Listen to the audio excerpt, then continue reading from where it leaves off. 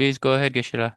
상계 저당 속에 조나나 장조바도 단에 자소치 다리 신속히 배송하게 돌아가면 상계 쪽으로 쇼고 상계 저당 속에 조나 장조바도 단에 자소치 다리 신속히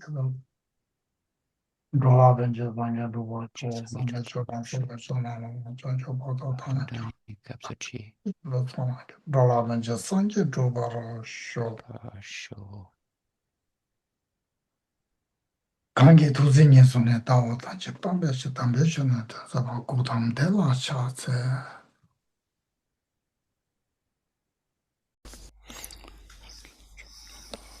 Madhunani kapsurji indagi jansoge pesanamki roapente sangeru pasho.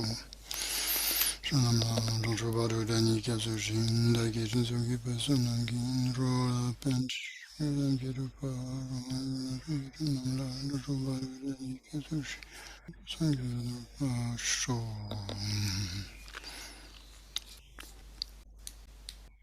Donc on en est à la page 54. La manière donc d'inverser le samsara. Donc pour cela, il faut savoir ce que veut dire samsara et comment donc en sortir, comment l'éliminer. Donc quand on parle du samsara, en fait, ça veut dire que contre en fait notre propre volonté, sous la force des afflictions et du karma, nous devons souffrir. Voilà, involontairement, bien que nous ne le désirions pas. On peut expliquer samsara d'après les 12 liens de la production interdépendante, bien sûr. On en a beaucoup parlé de cela.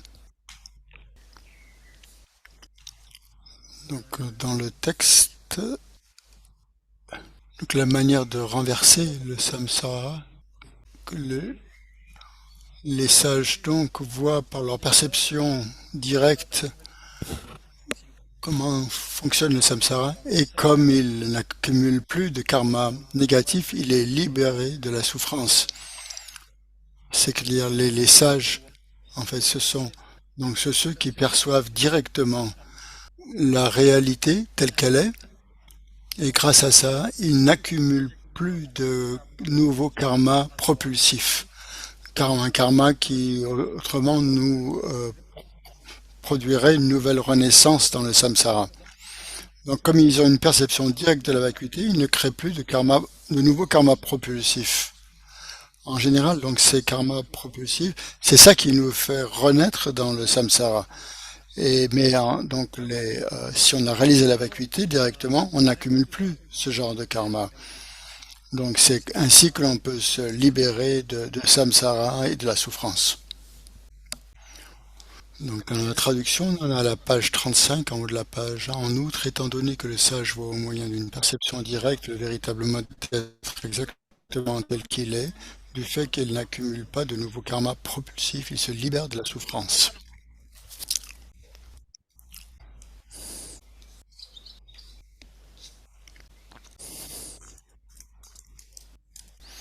Donc ici, donc, il y a une citation des 400 stances d'Aryadiva, où il dit quand le non-soi est vu dans les objets, la graine du devenir est détruite, ou devient détruite, en fait, d'après le sens littéral, devient détruite.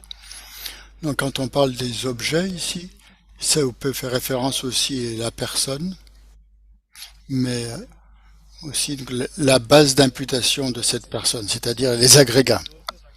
Donc ces agrégats et la personne elle-même, en fait, sont les objets, en général. Et quand on voit donc le non-soi de la personne et le non-soi de la base d'imputation de cette personne, c'est-à-dire les agrégats, à ce moment-là, donc cette personne voit le non-soi de la personne et le non-soi des phénomènes.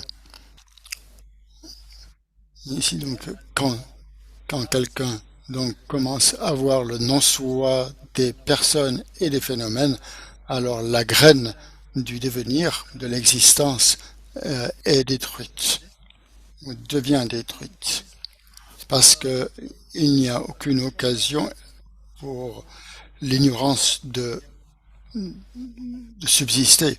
Elle est complètement vaincue. Elle est détruite par cette sagesse qui réalise directement la vacuité. Donc cette sagesse a le pouvoir de détruire en fait toute forme d'ignorance et l'empêcher d'être là en fait.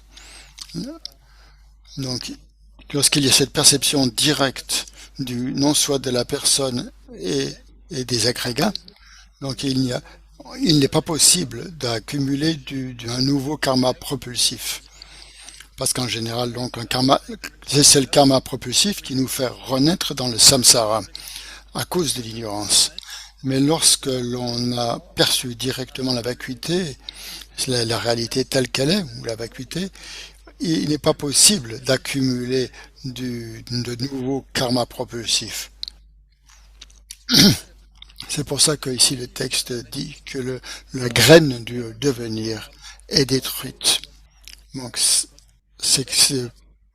n'est pas encore le cas pour nous, mais à un moment donné, ça deviendra le cas. C'est pour ça qu'en tibétain, il y a marqué, il y a devenir en fait, gyur. Ça veut dire qu'à un certain moment, elle sera détruite. En fait, c'est un futur. Il faudrait dire la graine du devenir sera détruite ou cessera.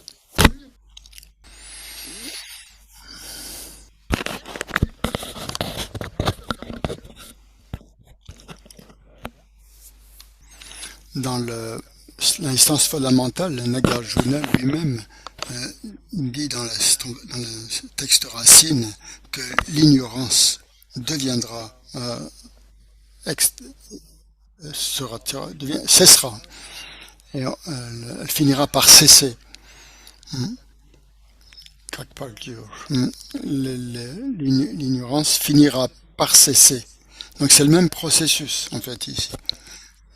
Grâce à la sagesse qui réalise la vacuité directement, l'ignorance, qui est en fait le contraire, finira par cessera.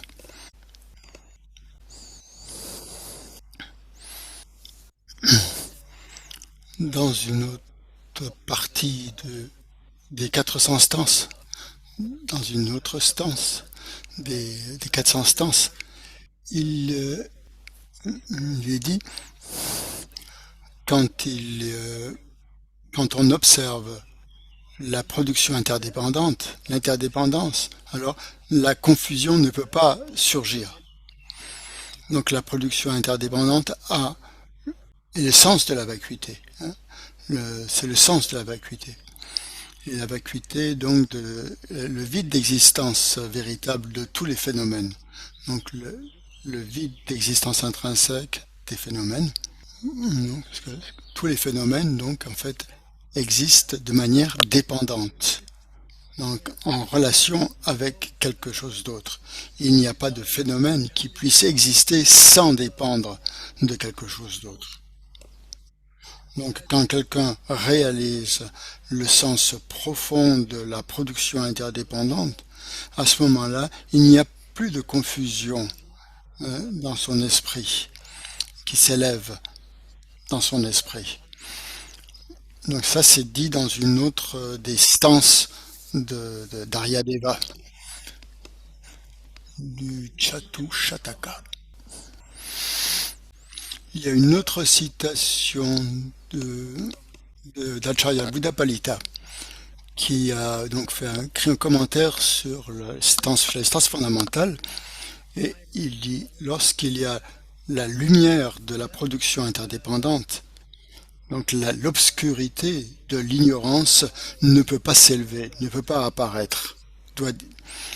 Donc cette cognition, cette connaissance qui réalise la vacuité, qui réalise la production interdépendante, donc, lorsqu'il y a donc cette réalisation de l'interdépendance ou de la vacuité, donc cette lumière donc élimine les ténèbres de l'ignorance.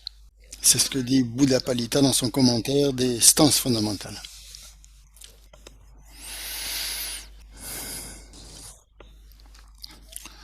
Donc c'est pourquoi voir le non-soi des objets, dans les objets, est extrêmement important. voir la production interdépendante est extrêmement importante. Donc il nous faut y réfléchir sans cesse. C'est la seule manière en fait que la sagesse qui réalise la vacuité peut apparaître, et c'est la seule cognition, le seul état d'esprit qui peut éliminer l'ignorance et ses obscurcissements. Il n'y a pas d'autre manière.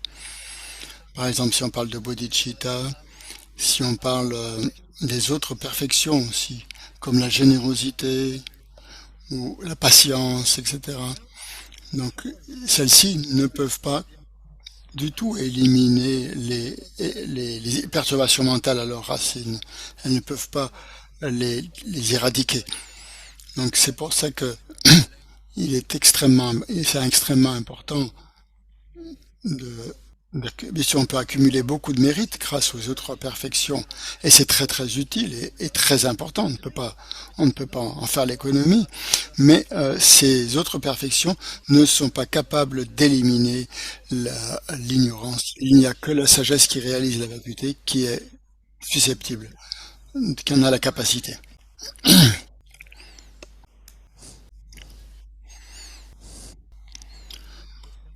Le texte dit, c'est parce que la graine de l'existence, c'est la saisie du soi, c'est la connaissance qui saisit le soi, qui est comme c'est traduit ici. Cette conscience qui saisit le soi de tous les phénomènes. Et cette cognition qui saisit le soi est contrecarrée par la cognition qui perçoit le non-soi. Comme on l'a dit juste avant, donc, quand on a cette connaissance qui réalise la sagesse, qui réalise la vacuité du non-soi de la personne et des agrégats de la personne, l'imputation de la personne, cette conscience donc est la seule qui est capable de contrecarrer l'état d'esprit qui saisit, qui appréhende le soi des phénomènes. Donc il n'y a pas d'autre moyen pour y arriver. Donc cette conscience qui réalise la vacuité est capable de contrecarrer cette conscience qui perçoit le non-soi. Le texte continue ainsi, la conscience qui perçoit le non-soi élimine l'ignorance, et par la cessation de l'ignorance cesse les formations karmiques. C'est le deuxième lien, le lien des formations karmiques. Et à cause du fait que les formations karmiques ont cessé, alors naturellement, les autres liens, les autres chaînons de production dépendante vont cesser. Donc c'est pour ça que la phrase dit après, la cessation des formations karmiques entraîne naturellement la cessation de chaque lien ultérieur. Par leur propre pouvoir, on pourrait dire. Naturellement. Si un lien est éliminé, alors les liens subséquents, les liens consécutifs seront aussi éliminés de manière naturelle.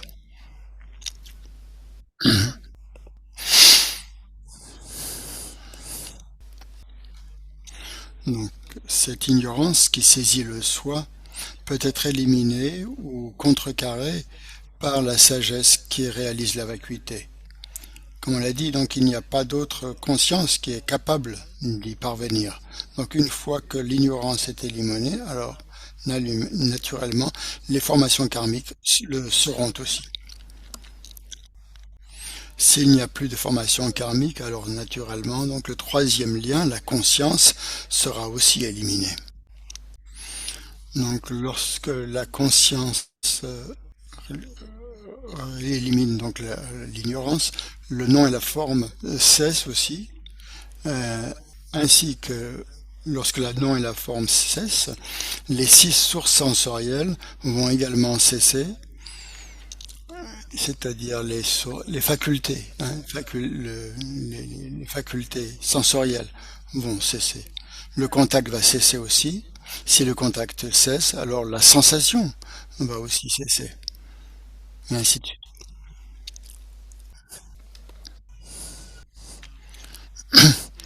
Donc s'il n'y a plus de sensation, si le lien de la cessation a cessé, alors aussi la soif va cesser, puisque le lien de la saisie cesse. Ensuite, le 9e lien, l'appropriation va aussi cesser.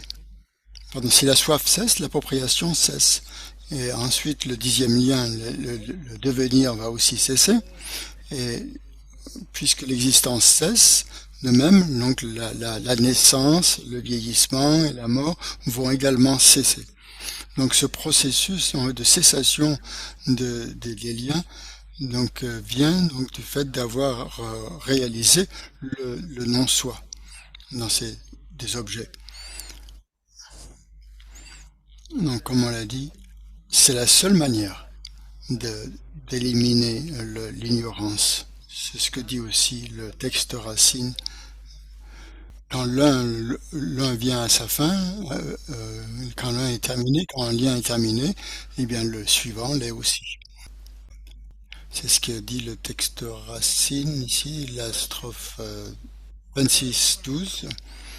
Quand telle et telle vient à sa fin, telle et telle autre ne se crée. La masse entière de chagrin est alors tout abandonnée. Donc c'est le texte racine. Donc c'est la dernière strophe de la strophe 26. Donc c'est ce qui est dit, quand telle et telle vient à sa fin, telle et telle ne sont plus créées. Et toute la masse, en fait, la masse entière du chagrin est complètement abandonnée.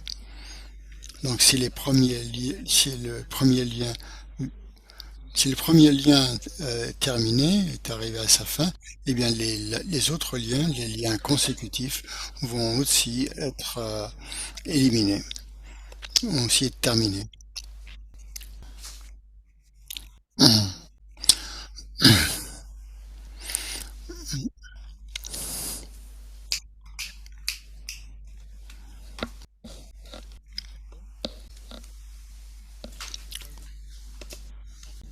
Donc c'est la seule manière d'éliminer l'ignorance. Et cela, donc, il nous faut y réfléchir. Il faut réfléchir à la production interdépendante.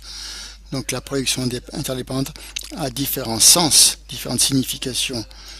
Donc on parle de la dépendance de cause et de conditions, la dépendance de parties et l'interdépendance donc la dépendance qui dépendent de la simple désignation conceptuelle.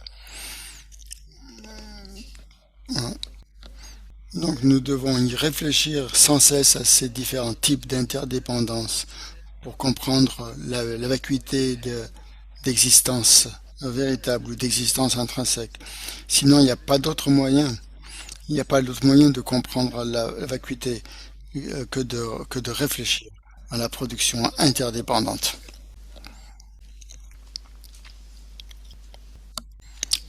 Pour méditer sur la vacuité, il est absolument nécessaire de réfléchir et de méditer sur la production interdépendante, sur l'interdépendance.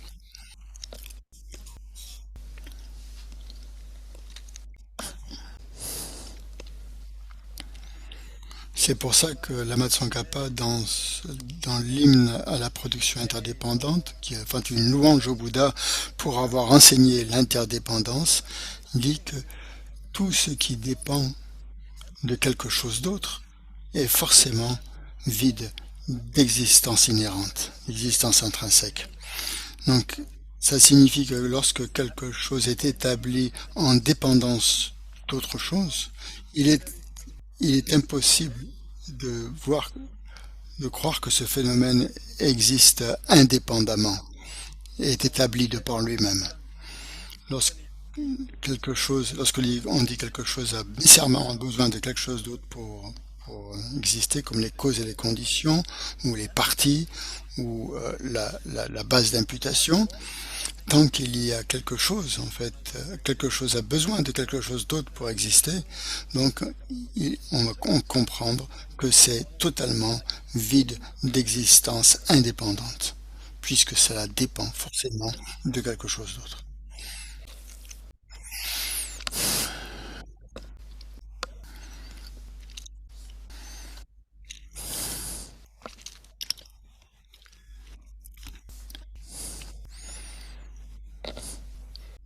Il y a aussi un sutra prononcé par le Bouddha, le sutra du roi des Nagas, Anavatapta, requis par le roi des Nagas, qui dit que tout ce qui dépend de causes et de conditions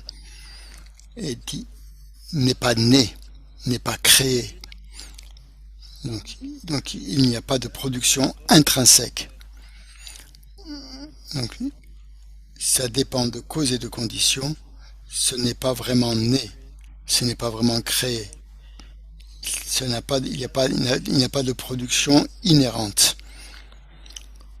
Donc ça veut dire que si quelque chose dépend de quelque chose d'autre, ne peut pas exister de manière propre, puisque exister en dépendance est complètement l'opposé de l'existence indépendante. Donc, comme c'est complètement contradictoire, donc ça ne peut pas exister, rien ne peut exister de manière indépendante. Tout existe de manière interdépendante. Les deux sont à l'opposé, ils sont contradictoires.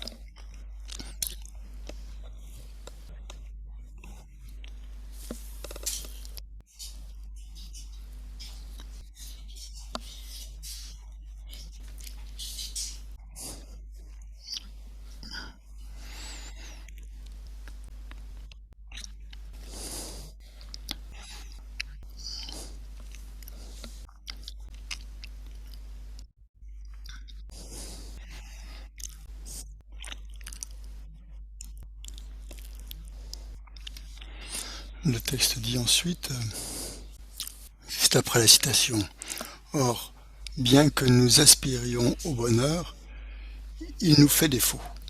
Et bien que nous ne souhaitions pas souffrir, la souffrance persiste sans fin, telle des rides à la surface de l'eau. » Donc ici, bien sûr, nous voulons tous être heureux. Il n'y a personne qui n'a pas ce souhait d'être heureux, qui n'a pas ce désir. Et nous ne sommes jamais satisfaits. Nous n'arrivons jamais à avoir un bonheur durable, parce qu'il y a toujours de la souffrance qui apparaît. Et c'est comme un processus continu, en fait, continuel de souffrance. Donc, aussi longtemps que nous avons de l'ignorance dans notre continuum mental, nous devons souffrir. Parce que nous n'avons vraiment jamais étudié ou réfléchi sur la vacuité, on ne peut pas éliminer l'ignorance de notre courant mental. Donc c'est pour ça que nous sommes toujours dans le samsara. Et partout où nous allions, dans toutes les naissances que nous prenons, en fait, nous devons vivre avec la souffrance. Parce que la souffrance ne vient pas de l'extérieur. La racine même de la souffrance est intérieure. La véritable racine de la souffrance est à l'intérieur de nous. Elle n'est pas à l'extérieur parce que nous sommes appropriés ces agrégats. Nous avons pris ces agrégats.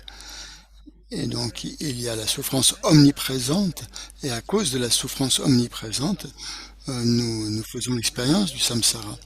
Et nous rencontrons forcément les différents types de souffrance, la souffrance manifeste et la souffrance du changement. Tout ça à cause de la souffrance omniprésente. Donc nous devons forcément faire l'expérience de la souffrance tant que nous avons cette ignorance. Tant que nous sommes victimes de cette ignorance. Bien sûr, nous voulons tous être heureux et nous ne désirons pas souffrir, mais nous devons en fait vivre avec la souffrance parce qu'elle est inscrite dans notre continuum mental tant que nous avons donc ces agrégats appropriés, d'appropriation.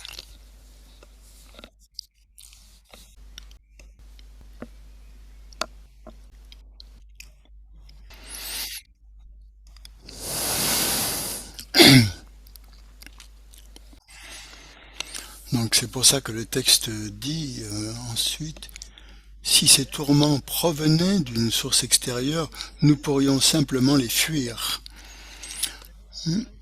Mais si l'on affirme que ces agrégats constituent le fondement de la souffrance, il n'y a pas d'échappatoire.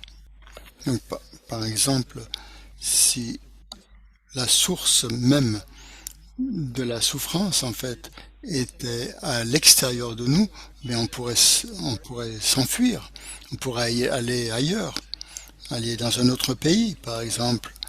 Hein, comme on quitte un pays qui est en guerre, hein, on pourrait aller ailleurs.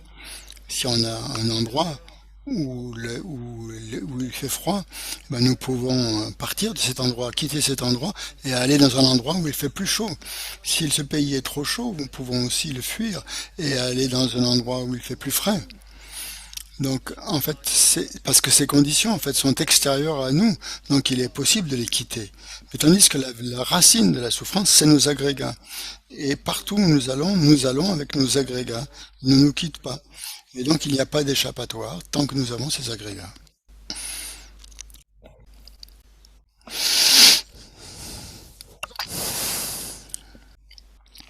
Le texte dit aussi, lorsque,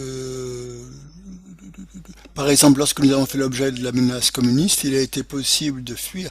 Cependant, où que je me rende, ces agrégats demeurent et atteindre la libération de la souffrance qui survient lorsque advient une séparation des agrégats avec la souffrance dépendante des agrégats d'appropriation. Tant que ceux-ci existeront, la souffrance existera aussi. Donc la seule manière en fait d'éliminer la souffrance, c'est d'éliminer les agrégats contaminés. Sinon, ben, nous sommes obligés, nous sommes contraints de faire l'expérience de la souffrance.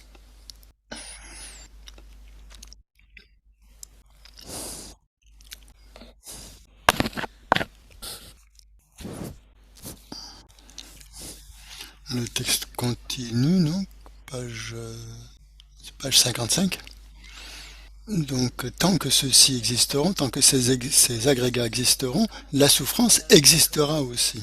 Et du fait que ces agrégats soient survenus par le karma accumulé sous le coup de l'ignorance, sous le pouvoir de l'ignorance, dans notre continuum mental, tant que nous ne serons pas en mesure de mettre un terme à cette ignorance qui demeure dans notre continuum, il nous faudra, contre notre gré, supporter le fardeau des agrégats, contre notre volonté, contre notre gré. Donc en fait, tout ça c'est à cause de l'ignorance en fait dans notre continuum mental, jusqu'à voilà, pour l'instant. Alors que ce n'est pas par le pouvoir de quelque chose d'autre, ou d'un autre être humain que nous faisons l'expérience de la souffrance. Ça dépend donc du pouvoir des perturbations mentales et principalement par le pouvoir du pouvoir à cause de l'ignorance fondamentale que si nous souffrons sans cesse. On a la dernière ligne. Est-il ainsi possible ou non de faire cesser ce qu'on appelle les perturbations mentales, les afflictions? Donc il s'agit là d'un point crucial. Donc il nous faut analyser si c'est possible ou pas d'éliminer les perturbations mentales. Donc la traduction s'arrête là. La traduction écrite. Pour l'instant, on n'a pas la suite. Christophe a dit qu'il s'en excusait. Ça viendra plus tard. Oui, bien sûr qu'on peut dire à 100% sûr que nous pouvons éliminer les perturbations mentales. C'est sûr, puisque tous les enseignements donnés par le Bouddha abondent en méthodes que nous pouvons utiliser pour éliminer les perturbations mentales, les émotions perturbatrices.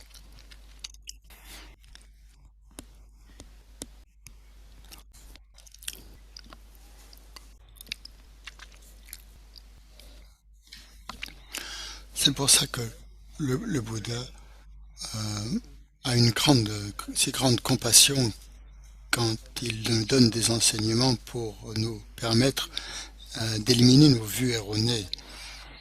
Donc ces strophes que nous récitons au début des enseignements, c'est la toute dernière stance des stances fondamentales. Je rends hommage à Gautama, du Bouddha, qui est animé de compassion à enseigner le Dharma pour éliminer toutes nos vues erronées. Donc c'est une prière qu'on récite au début des enseignements. Donc cette grande compassion du Bouddha lui a permis de nous enseigner toutes les méthodes en fait euh, qui nous permettent de réaliser en fait les vues erronées qui sont complètement contraires à la réalité. Ces vues erronées, ces vues fausses en fait, qui créent toutes les souffrances que nous rencontrons sans cesse. Donc, grâce à ces raisons, ces raisonnements, on peut dire en fait que le Bouddha est l'objet ultime du refuge. Le refuge ultime, ou final. Donc c'est la raison parfaite qui prouve en fait que le Bouddha euh, est digne en fait de prosternation, d'éloge, d'hommage, d'offrande, et qu'il est la véritable source du refuge, le véritable refuge. C'est la raison parfaite en fait qui le prouve, parce qu'il a pu en fait, comment dire, euh, il pouvait faire le bien de lui-même, il pouvait accomplir son propre bien et accomplir le bien d'autrui d'une manière parfaite. Donc c'est pour ça qu'il est une source de refuge véritable, parce que il peut donc accomplir son propre bien à la perfection et le bien des autres à la perfection. Donc il est un refuge parfait. Donc il est celui qui a une compassion extrêmement puissante, une grande compassion extrêmement puissante, et qui, en progressant sur la voie des êtres saints, il a pu accomplir parfaitement son propre dessein et le dessein des autres. Il l'accomplir de manière parfaite.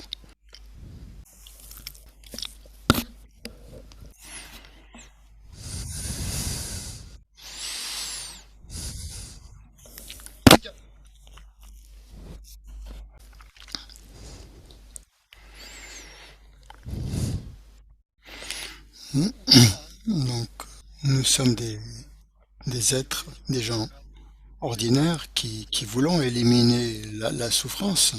Et c'est un souhait, c'est une aspiration naturelle de vouloir se libérer de la souffrance. C'est tout à fait légitime. Et que de vouloir aussi être heureux. Donc de vouloir éliminer la souffrance et les causes de la souffrance pour pouvoir être heureux. Et les méthodes, en fait, ont été parfaitement enseignées par le Bouddha d'une manière très très correcte et efficace.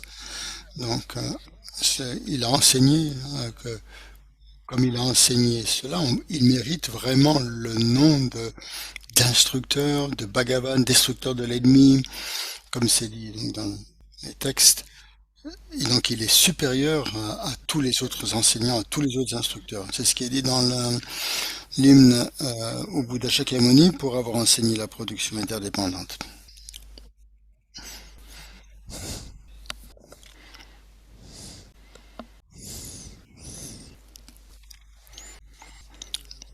Bien sûr, nous pourrions parler plus longuement de ces points, mais donc revenons au sujet des perturbations mentales. Est-ce qu'il est possible de les éliminer complètement?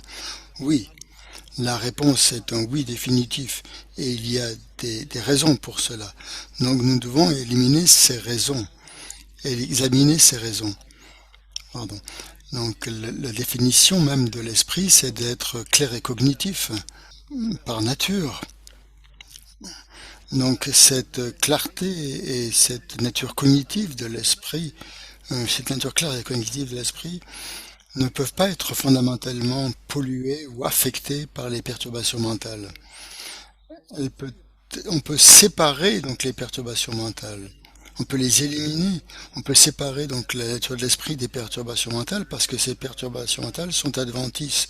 Elles ne font pas partie de la nature de l'esprit qui est claire, qui est clair et cognitif. Et elles dépendent ces perturbations mentales se produisent en dépendance de causes et de conditions. Donc elle n'affecte pas en fait la claire lumière de notre esprit, la nature claire et lumineuse de notre esprit. Donc, et on peut les éliminer, on peut les en séparer. Ces perturbations mentales peuvent être, on peut les en séparer de la nature de l'esprit. Et pour ça, donc, nous devons utiliser les antidotes, les remèdes contre les perturbations mentales. Si on ne le fait pas, ben, rien ne se passera. Et donc, ces antidotes, ces remèdes ont été enseignés par le Bouddha lui-même. Il a enseigné, en fait, toutes les méthodes pour pouvoir y arriver.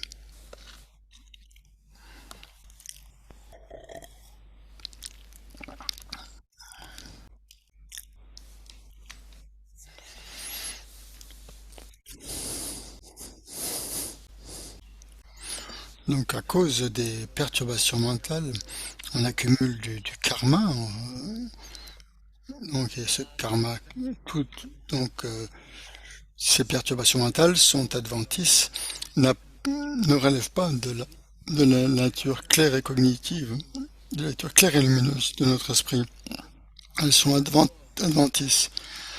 C'est par exemple, si nous tachons un vêtement, nous pouvons toujours en éliminer ces taches, ces souillures. Donc, on peut ainsi donc cultiver la sagesse qui est comme en fait une machine à laver, là, comme une forme qui peut nous permettre en fait de purifier notre esprit, d'éliminer les souillures pour nettoyer en fait. Voilà, comme on nettoie un vêtement qui est tombé dans la boue en fait. On peut éliminer toutes ces perturbations mentales adventices, c'est tout à fait possible.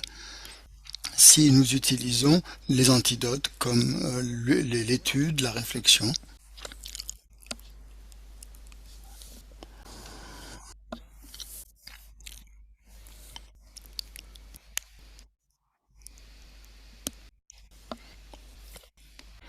Par exemple,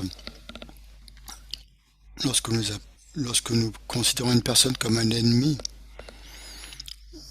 ou si nous disons par exemple il fait vraiment mauvais, il fait froid en ce moment, en fait tous ces défauts en fait ont leur origine dans nos agrégats, parce que nos agrégats sont contaminés et donc à cause de l'ignorance, ils sont contaminés à cause de l'ignorance. Et donc, à cause de ça, nous rencontrons forcément des situations désagréables. Et si nous les éliminons, cette ignorance, on ne trouvera jamais, il n'y aura plus d'ennemis extérieurs qui nous ennuiera, qui nous embêtera.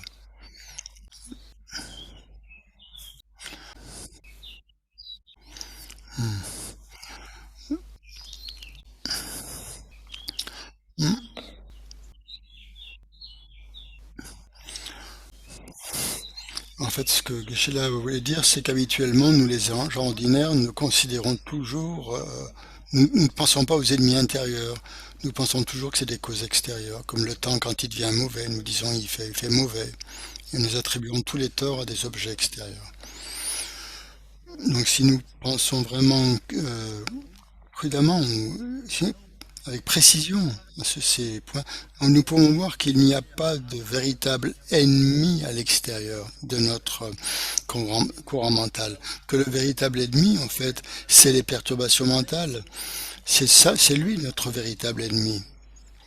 Donc c'est ce qui est dans notre esprit, ces perturbations mentales qui sont dans notre esprit.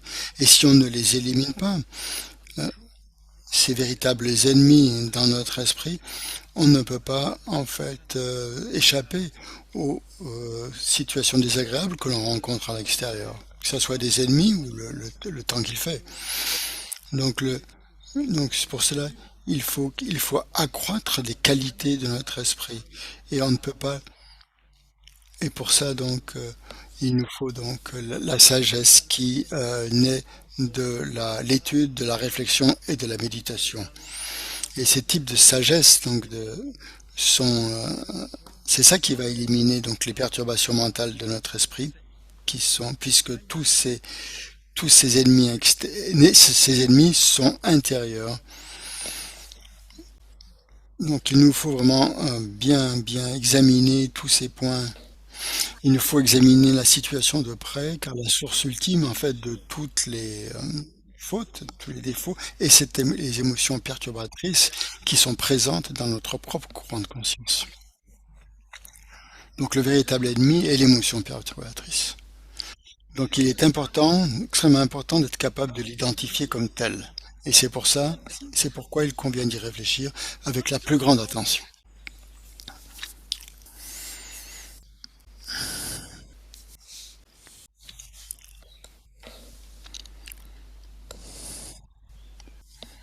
On a en bas de la page 55, donc on aura la traduction plus tard, traduction écrite. Donc la question est la suivante.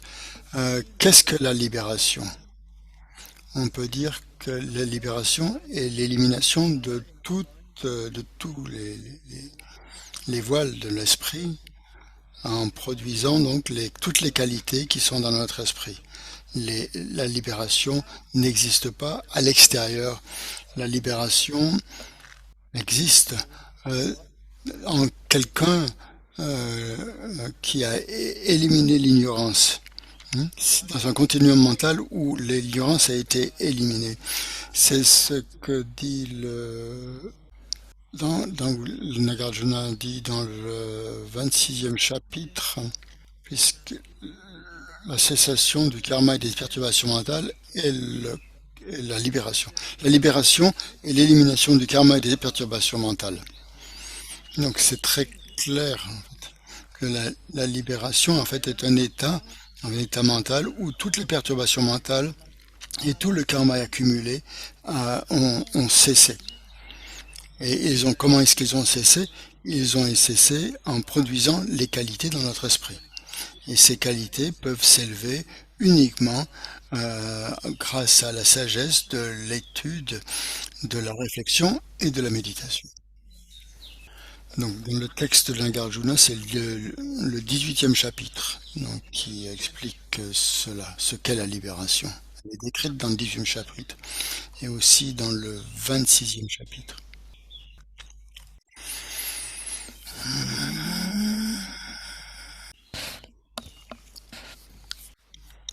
Comme on l'a dit précédemment, donc le Bouddha a une compassion extraordinaire vis-à-vis de nous, puisqu'il il a vu lui-même donc la réalité de la production interdépendante. Il est allé jusqu'au point le plus subtil. Il a perçu, réalisé parfaitement donc le sens profond de la production interdépendante. Et donc il a pu l'enseigner aux autres d'une manière extrêmement valide, d'une manière qui est infaillible, qu'on ne peut pas réfuter. Est-ce que donc nous avons la capacité d'étudier, d'écouter, de réfléchir et de méditer sur les enseignements qu'il nous a fournis. Donc ainsi donc nous pourrons faire en sorte que toutes les perturbations mentales et les karmas cesseront. Ils ne pourront pas cesser par d'autres méthodes que l'étude et la réflexion et la méditation.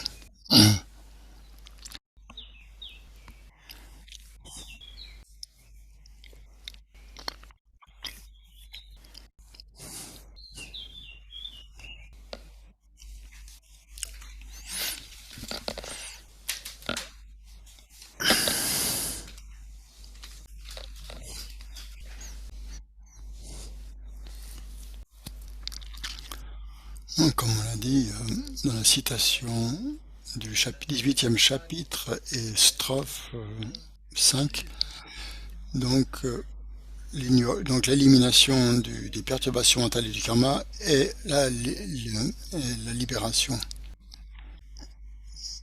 La première strophe du chapitre 26 aussi, que nous avons lu tout à l'heure.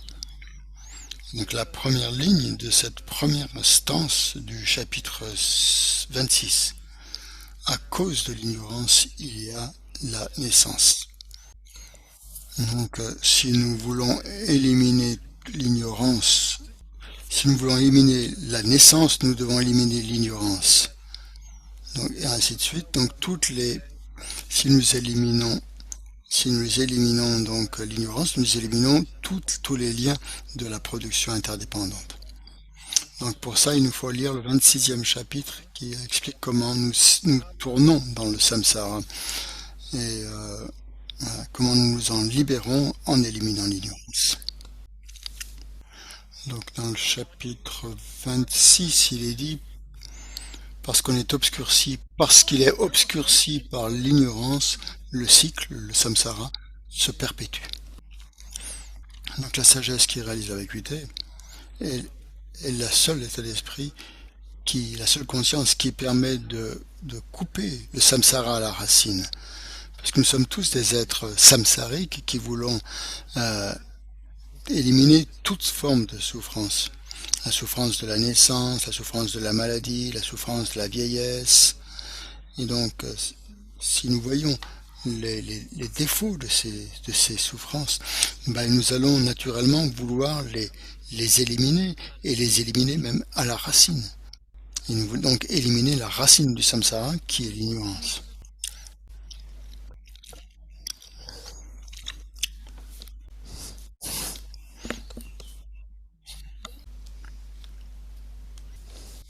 La troisième ligne de cette page 56 qui commence par si nous comprenons en fait que nous avons une pleine réalisation de la façon dont les choses existent, nous pouvons alors obtenir la libération. Et donc le sens de cette phrase, c'est que toute conscience qui réalise le mode final d'existence de tout phénomène peut en fait éliminer tout esprit, toute conscience erronée. Parce que la conscience qui réalise la véritable nature des choses va éliminer en fait toute forme de conscience ou de cognition erronée. Puisque ces cognitions erronées appréhendent la réalité d'une manière contraire à cette sagesse qui réalise la vacuité.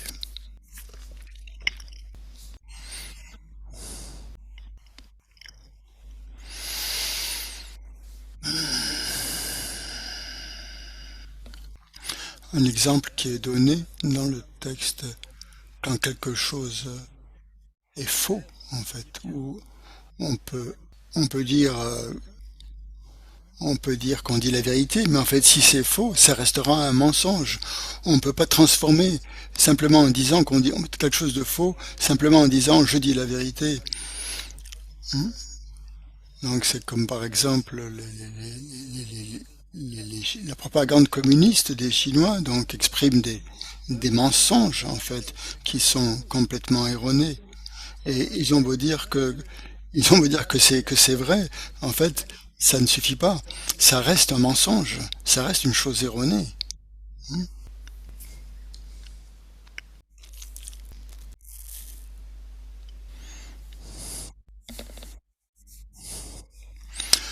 Je crois que Sheila voulait dire en fait une chose erronée ou fausse, si elle est fausse, même si on dit qu'elle est vraie, elle ne va pas devenir vraie.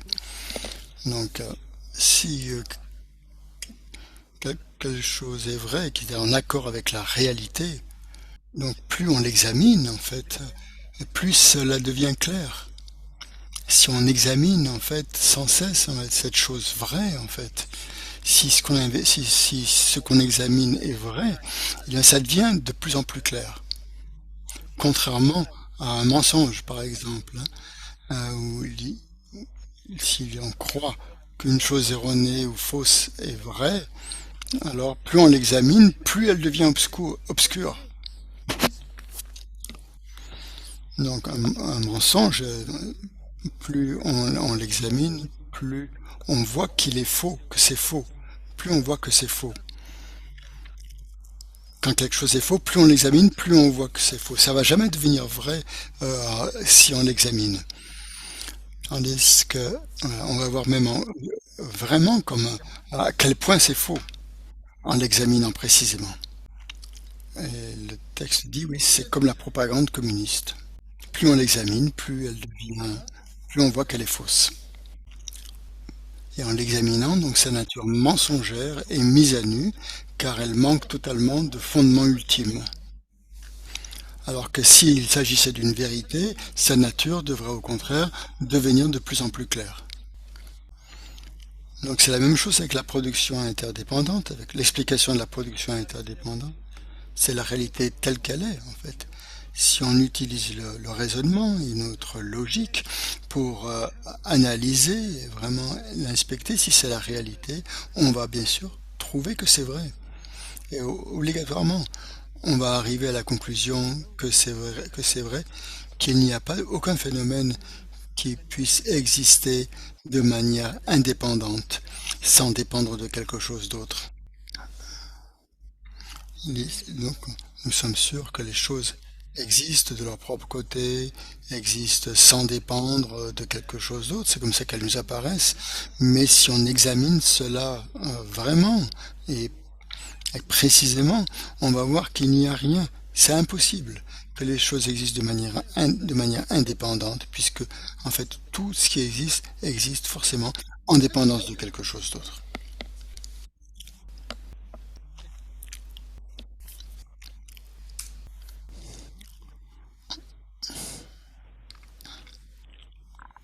Donc ces états d'esprit, ces cognitions, ces connaissances, ces consciences qui saisissent le soi sont complètement contraires à la réalité. Donc la manière dont la conscience saisit le soi, par exemple de la personne, saisit donc appréhende ou croit que la personne existe véritablement sans dépendre de ses agrégats, existe de manière autonome, et alors que c'est impossible. Mais quand même, malgré tout, notre ignorance appréhende les choses comme ça. Et donc, pour la saisie du soi des phénomènes, les agrégats aussi, principalement les agrégats, ne nous apparaissent pas comme s'ils existaient en dépendance de quelque chose. Ils nous apparaissent comme s'ils étaient indépendants de tout. Ils apparaissent à notre esprit comme s'ils existaient sans dépendre de parties, sans dépendre de ceci ou de cela. Donc ça c'est totalement faux, mais néanmoins, c'est comme ça qu'on les appréhende. Et si on, donc si on va dans le sens de cette apparence erronée, il y a ce qu'on appelle la saisie ou l'appréhension de l'existence véritable de la personne et de l'existence véritable des phénomènes tels que les agrégats.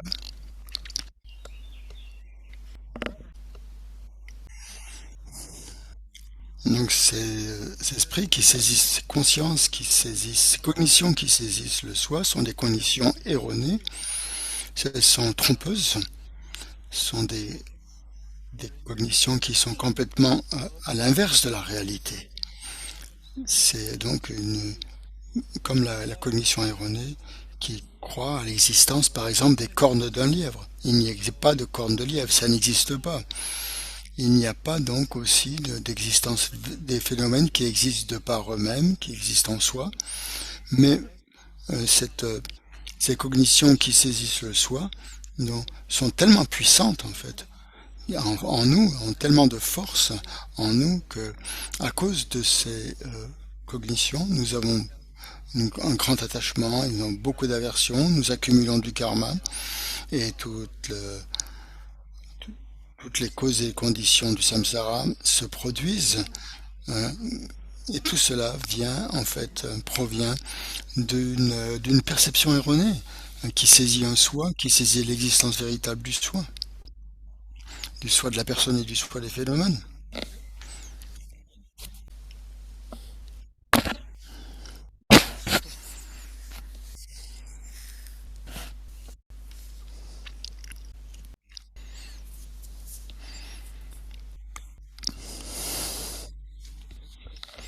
Donc le texte continue bas de la page 56, où il dit quel est le mode d'existence des objets, le mode d'existence de l'objet, de la personne et des agrégats. Donc, il y a différentes manières de parler de, il y a des différences très subtiles dans les différentes manières d'expliquer la vraie nature des choses, comme Neluk, Shiluk. Donc c'est difficile à traduire un petit peu. On peut dire donc le véritable mode d'existence des phénomènes, ou le réel en fait, la façon dont les choses existent, le réel ou l'essence du réel en fait. Il y a différentes manières de l'expliquer. Ces mots Neluk, l'existence fondamentale des choses. En fait, toutes les personnes, tous les agrégats sont totalement vides en fait d'existence véritable. Donc c'est ça la vraie nature des choses. Donc, terme Niluk, Chiluk. Donc il est impossible qu'un phénomène ou une personne existe sans d'être simplement désigné par l'esprit, par la conscience. Il est impossible de trouver un objet ou une personne qui existerait de son propre côté sans être désigné, hein, sur sa base d'imputation. Donc si nous connaissons vraiment cette mode d'existence véritable, cette réalité finale des phénomènes, donc si nous nous habituons à cette perception de la véritable nature des choses, alors il est possible d'être libéré, comme il est dit dans la strophe 5 du chapitre 18 de Nagarjuna. Donc, comme il est dit dans cette strophe, donc la fin du karma et des perturbations mentales, c'est vraiment cela, c'est cela la libération.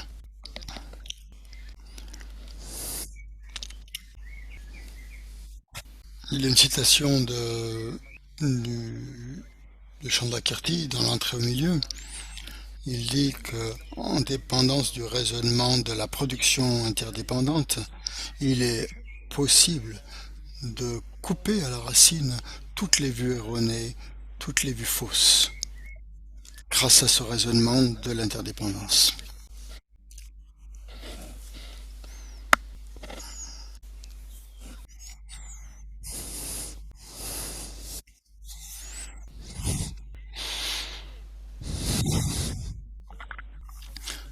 Ce parfait raisonnement qu'est celui de la production interdépendante est extrêmement important parce qu'il va nous aider à éliminer les deux extrêmes. L'extrême de la permanence et l'extrême de l'annihilation, du nihilisme. Donc l'extrême de l'absolutisme ou de la permanence, c'est de croire que les choses et les personnes existent absolument de manière absolue, de manière intrinsèque, de manière inhérente, par eux-mêmes. Et l'extrême du nihilisme, c'est pas simplement de croire que les choses n'existent pas, c'est de croire que les personnes, les agrégats, etc., n'ont pas d'existence en soi, n'ont pas d'existence, même ultimement n'ont pas d'existence véritable. Ils sont intrinsèquement non existants. Donc, croire qu'en fait, il n'y a absolument rien, en fait. Donc, grâce à la production interdépendante, grâce au raisonnement de la production indépendante, on peut éliminer ces deux extrêmes. L'un qui croit à l'existence intrinsèque et l'autre qui croit qu'il n'y a rien. Donc, Sheila nous dit qu'il va arrêter là, parce que sinon il y aurait trop d'informations. Ça serait trop. Si c'est trop, c'est pas bon. C'est pas bénéfique. Et les traducteurs aussi, ils vont saturer. Merci beaucoup. Merci, gracias, merci. Gracias. Ça me chante encore. Ma ke pranam ke gaucher, ke pranam prame payan, gone gondo perwa sho. Jinkande pelande wa mal joen, chinrezi wan tenzin gatso ye chape si te badu thank you. Chi- Merci, Geshe-la. Christian. Merci, Christophe.